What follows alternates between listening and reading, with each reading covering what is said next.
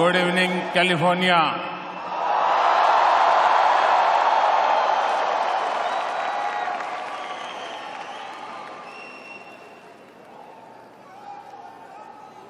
आप लोगों का उत्साह देखते ही बनता है।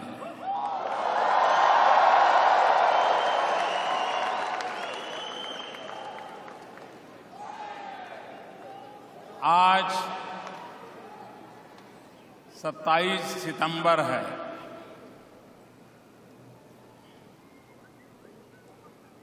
और भारत में आज 28 सितंबर है। 28 सितंबर 28 सितंबर भारत मां के वीर सपूत शहीद वीर भगत सिंह का जन्म जयंती है।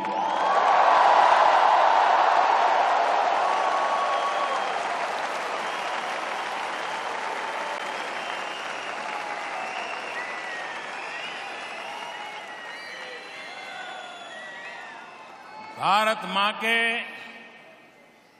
लाडले वीर सपूत शहीद भगत सिंह जी को मैं कोटि कोटि प्रणाम करता हूं।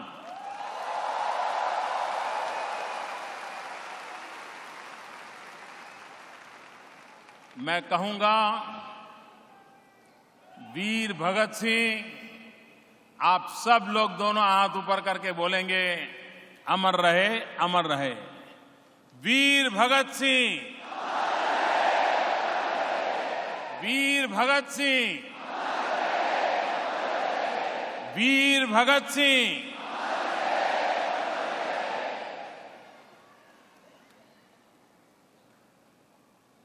मैं 2 दिन से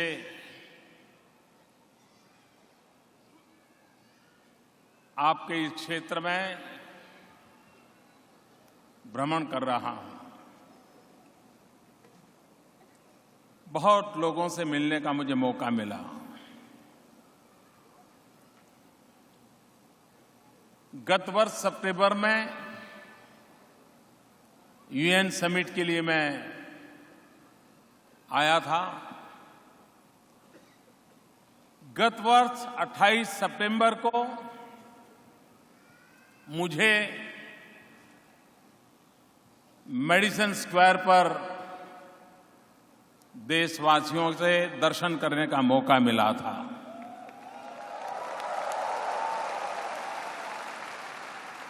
आज कैलिफोर्निया में 1 साल के बाद आप सबके दर्शन करने का मुझे सौभाग्य मिला है।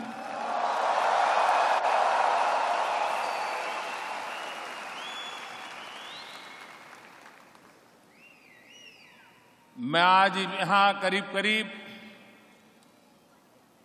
25 साल के बाद आया। बहुत कुछ बदला हुआ नजर आता है।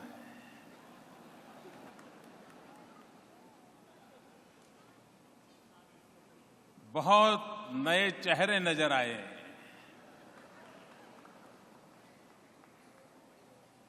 एक प्रकार से हिंदुस्तान की वाइब्रेंट छवि मैं कैलिफोर्निया में अनुभव कर रहा हूं।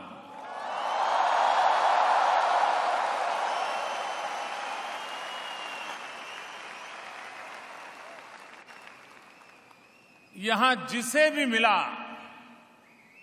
उसके चेहरे पर चमक है, आंखों में सपने हैं और कुछ कर दिखाने की संकल्प के साथ जुड़े हुए यहां लोग मुझे नजर आ रहे हैं।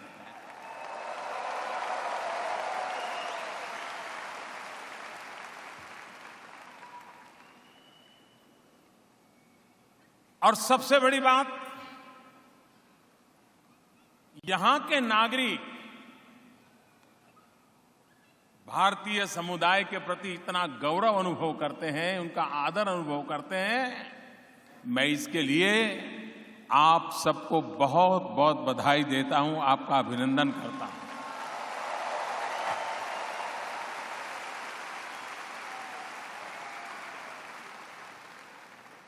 आज पूरे विश्व में भारत की जो एक नई पहचान बनी है, भारत की जो एक नई छवि बनी है, भारत के संबंध में जो पुरानी सोच थी, वो बदलने के लिए दुनिया को मजबूर होना पड़ा है। उसका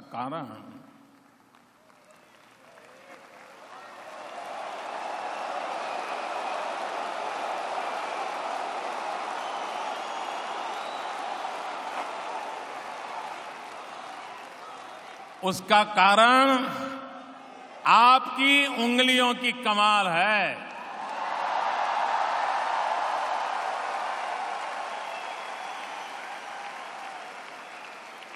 आपने कंप्यूटर के कीबोर्ड पर उंगलियां घुमा घुमा करके दुनिया को हिंदुस्तान की एक नई पहचान करा दी है।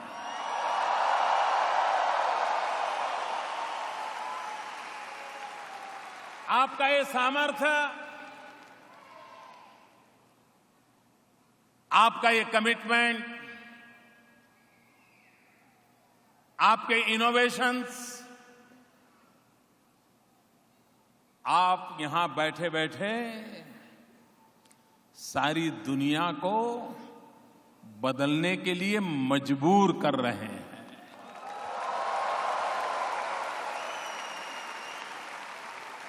और जो बदलने से इनकार करेगा, जो बदलना नहीं है ये तय करके बैठेगा, वो 21वीं शताब्दी में इररिलेवेंट होने वाला है।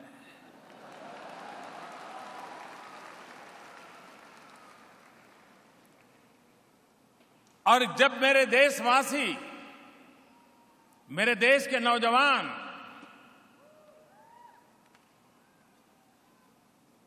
विदेश की धरती पर रह करके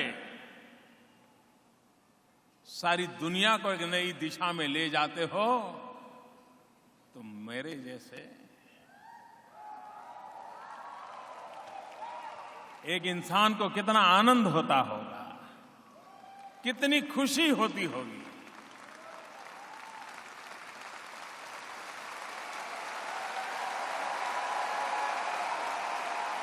और इसलिए भारत को गौरव दिलाने में, भारत का सम्मान बढ़ाने में, पूरे विश्व को भारत को नए सिरे से देखने के लिए मजबूर करने के लिए आप सबने जो पुरुषार्थ किया है, उसे मैं लाख लाख अभिनंदन करता हूं, बहुत बहुत बधाई देता हूं।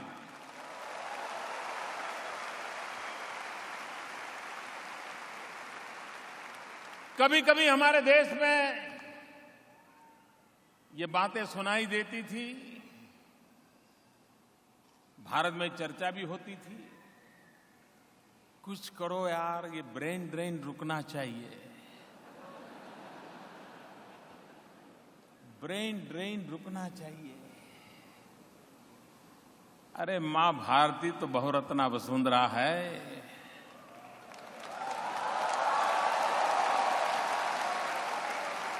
वहां तो एक से बढ़कर एक, एक से बढ़कर एक ब्रेन की फसल होती रहने वाली है।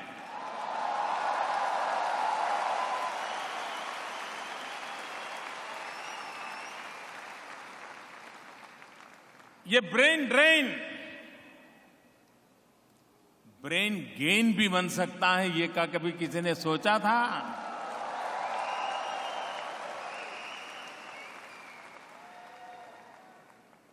और इसलिए इस सारी घटना को देखने का मेरा नजरिया अलग है।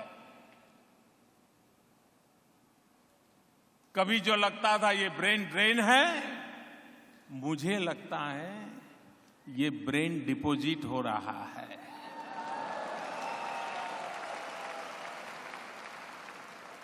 और ये जो डिपॉजिट हुआ ब्रेन है वो मौके की तलाश में है। जिस दिन मौका मिलेगा ब्याज समेत ये ब्रेन मां भारती के काम आएगा। आएगा कि नहीं आएगा? आएगा कि नहीं आएगा? पक्का आएगा। और इसलिए ये ब्रेन ड्रेन नहीं है, ये तो डिपॉजिट है, ये बहुमूल्य डिपॉजिट है। अब मेरे देशवासियों में कहता हूं, अब वो मौसम आया है।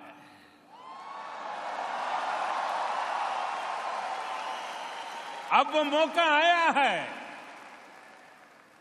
जहां हर हिंदुस्तानी को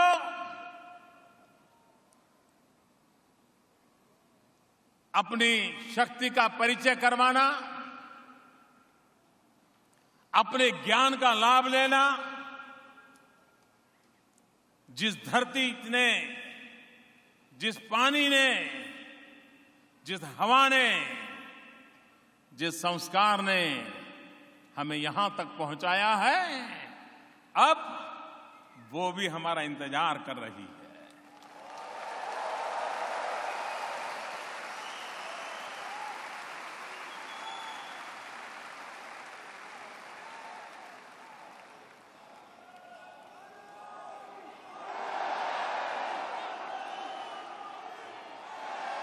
ये वेस्ट कोस्ट, ये कैलिफोर्निया, आज वो आईटी के कारण, हमारी युवा पीढ़ी के कारण, हमारे लोकतांत्रिक मूल्यों के कारण हम एक ऐसे बंधन से बंधे हुए नजर आते हैं। लेकिन अगर इतिहास के जरूर से देखें, 19th सेंचुरी में हिंदुस्तान के मेरे सिख भाई यहां आए और यहां पर किसानी करते थे और हिंदुस्तान का नाता जोड़ दिया।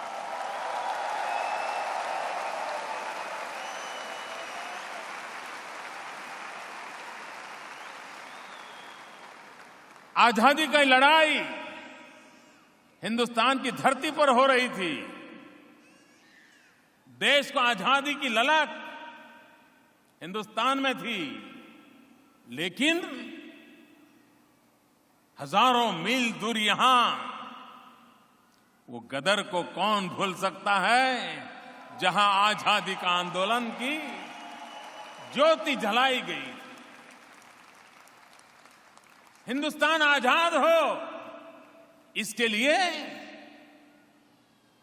ये कैलिफोर्निया, ये वेस्ट कोस्ट, यहां आकर के बसे हुए हमारे सिख भाई बहन, हमारे हिंदुस्तानी, हिंदुस्तान के आजादी के जंग की लड़ाई के लिए हर प्रकार की कोशिश करते थे। ये नाता है। अगर 19वीं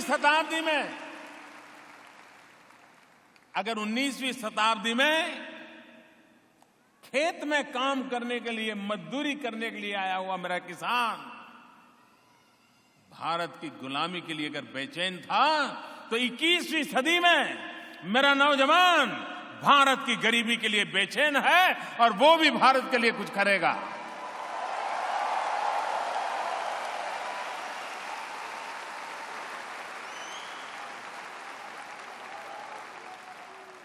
इससे बड़ी प्रेरणा क्या हो सकती है? और यही तो है विशेषता। 1914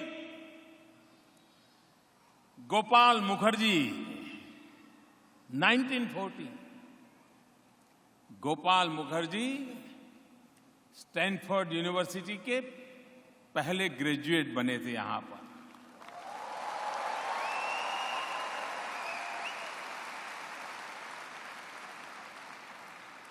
इतना ही नहीं, 1957 to 63 दिलीप सिंह सूद यहीं से कांग्रेसमैन बने थे, एमपी चुन करके आए थे और पहले भारतीय वॉशिंगटन में जाकर के बैठ करके अपनी बात बताते थे।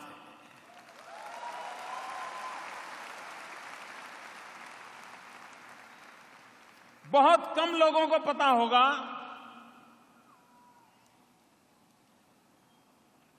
भारत की आजादी के लिए जिन्होंने अपना जवानी खपा दी थी, महात्मा गांधी के आदर्शों पर जिन्होंने अपना जीवन व्यतीत किया था और देश जब दोबारा लोकतंत्र पर खतरा आया, देश में आपातकाल लगा था, देश के गणमान्य नेताओं को 1975 में जेलों में बंद कर दिया गया था और उसका नेतृत्व कर रहे थे जयप्रकाश नारायण।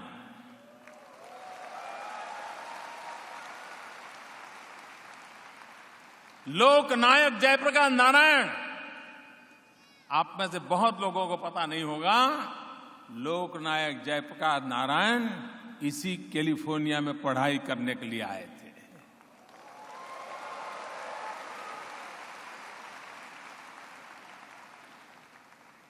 यानी भारत का नाता इस क्षेत्र के साथ अभिन्न रहा है, अटूट रहा है और आज एक नए विश्व के निर्माण में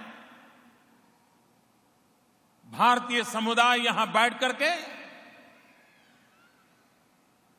एक भावी इतिहास का निर्माण कर रहा है और इसलिए हर भारतीय को आप लोगों को याद करते ही गौरव की अनुभूति होती है और इसलिए मुझे आज आपको मिलकर के अतएव आनंद होता है, प्रसन्नता होती है।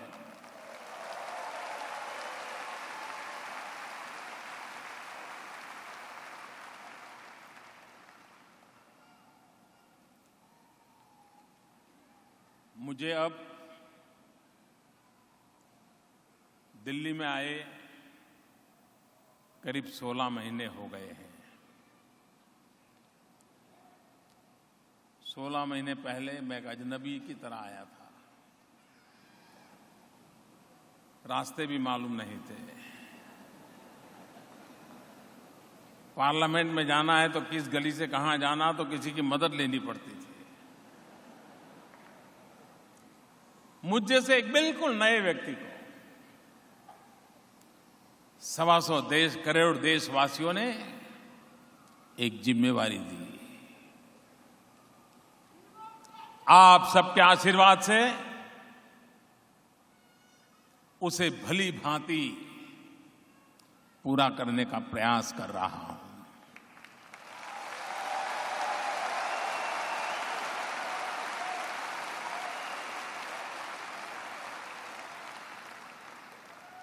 आज पूरे विश्व में, दुनिया के किसी भी कोने में जाइए, भारत के प्रति एक आशा और विश्वास के नजरिए से देखा जा रहा है।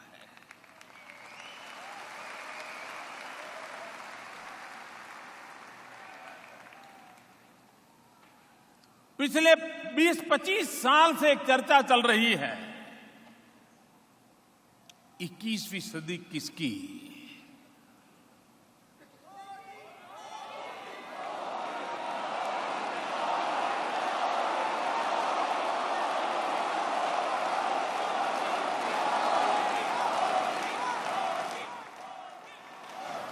हर कोई ये तो जरूर मानता है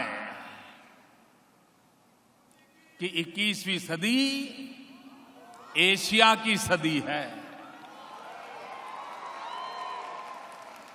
ये हर कोई मानता है, लेकिन पिछले कुछ समय से अब लोग ये नहीं कहते हैं कि 21वीं सदी एशिया की सदी है। अब लोग कह रहे हैं 21वीं सदी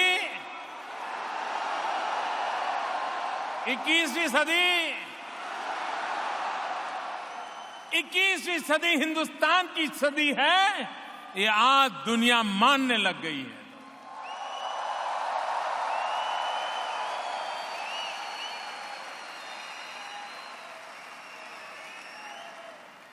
ये बदलाव क्यों आया? ये बदलाव कैसे आया?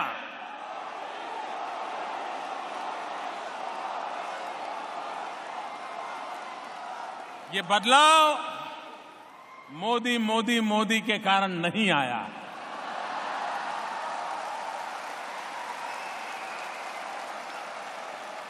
ये बदलाव 125 करोड़ देशवासियों के संकल्प शक्ति से आया है।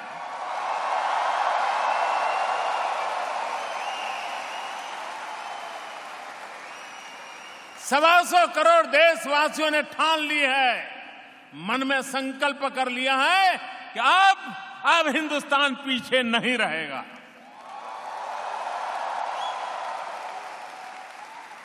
और जब जनता जनार्दन संकल्प करती है तो ईश्वर के भी आशीर्वाद मिलते हैं।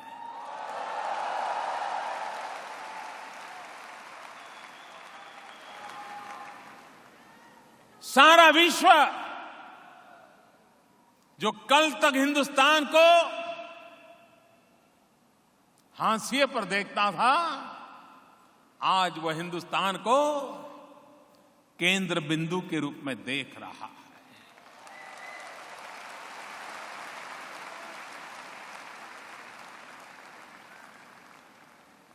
कभी भारत विश्व के साथ जुड़ने के लिए अथाक परिश्रम करता था, पुरुषार्थ करता था। हर किसी ने अपने अपने तरीके से प्रयास किया था, लेकिन आज ऐसा वक्त बदला है कि दुनिया हिंदुस्तान से जुड़ने के लिए लालायित हो रही है।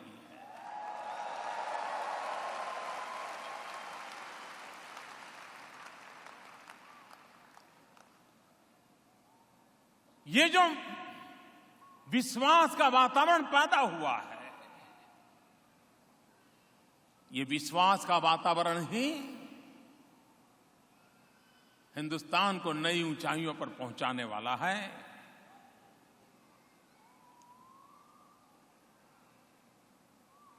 मैंने सरकार में आया तब कहा था,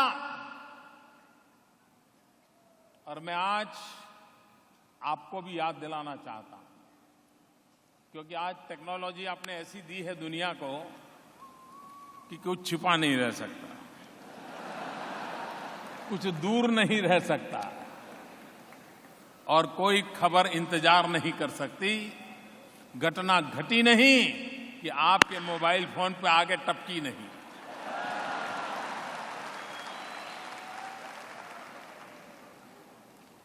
ये जो आपने काम किया है, और इसलिए आपको भारत की बारीक से बारीक खबर रहती है। कभी कभार तो अगर आप स्टेडियम में बैठ करके क्रिकेट मैच देखते हैं तो कहां गया, फील्डर कहां खड़ा है, विकेट कीपर क्या कर रहा है, मुंडी घुमानी पड़ती है। लेकिन अगर घर में टीवी पर देखते हैं तो सब पता चलता है, बॉल इधर गया, फील्डर ये कर रहा है, विकेट कीपर ये कर रहा है, एम्पायर ये, पता चलता है कि नहीं चलता है। इसलिए जो हिंदुस्तान में रह करके हिंदुस्तान देखते हैं, उससे ज्यादा हिंदुस्तान बारीकी से दूर बैठे हुए आपको दिखाई देता है।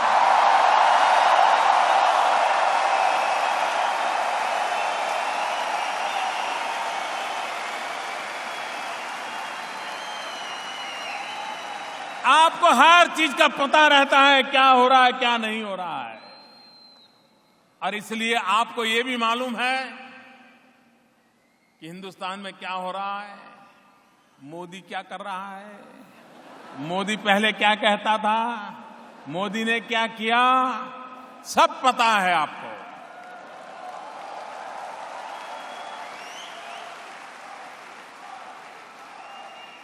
आपको याद होगा मैंने कहा था कि मैं परिश्रम करने में कोई कमी नहीं रखूंगा।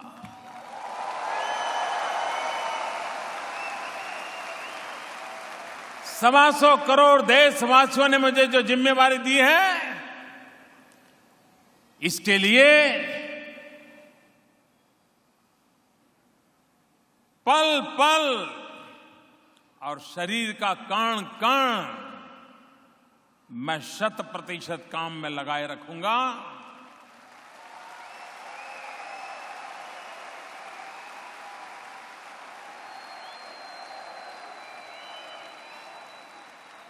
आज 16 महीने के बाद मुझे आपका सर्टिफिकेट चाहिए।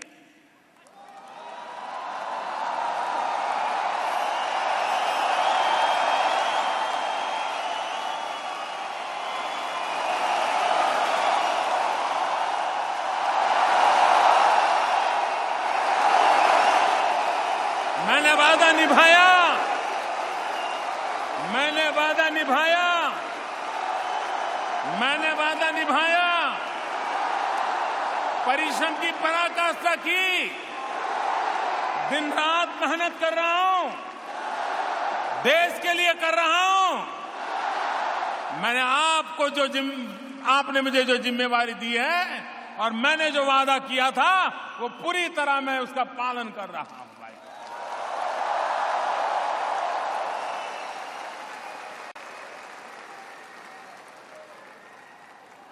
हमारे देश में राजनेताओं पर कुछ ही समय में आरोप लग जाते हैं।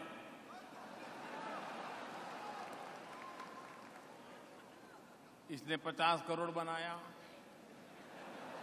उसने 100 करोड़ बनाया,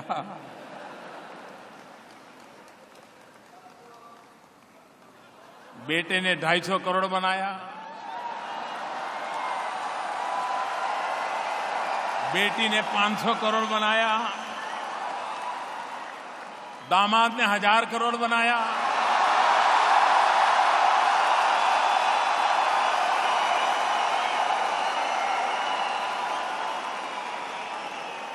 चचेरे भाई ने कॉन्ट्रैक्ट ले लिया, मौसेरे भाई ने फ्लैट बना दिया।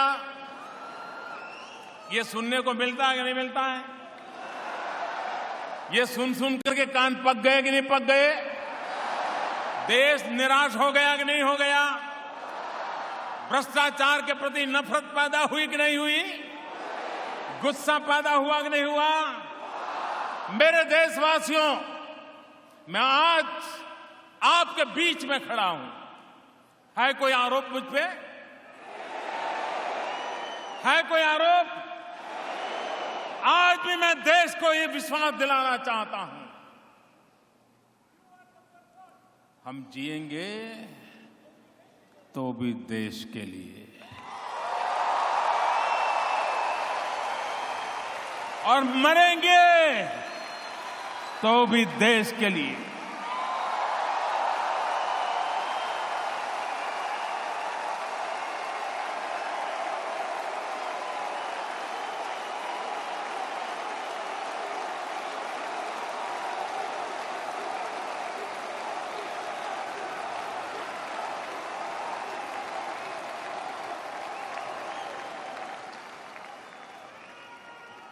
भाइयों बहनों,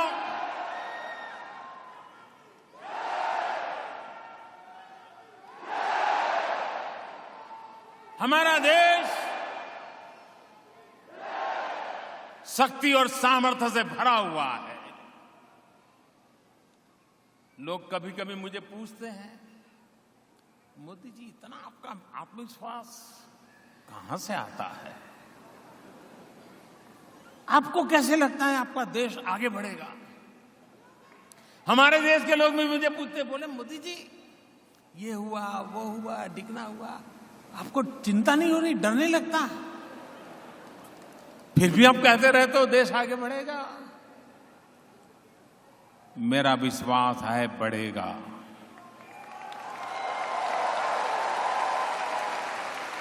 विश्वास इसलिए है कि मेरा देश जवान है।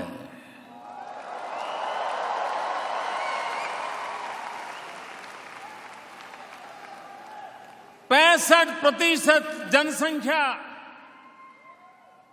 जिस देश की 65% जनसंख्या 35 साल से कम उम्र की हो, वो देश दुनिया में क्या नहीं कर सकता है।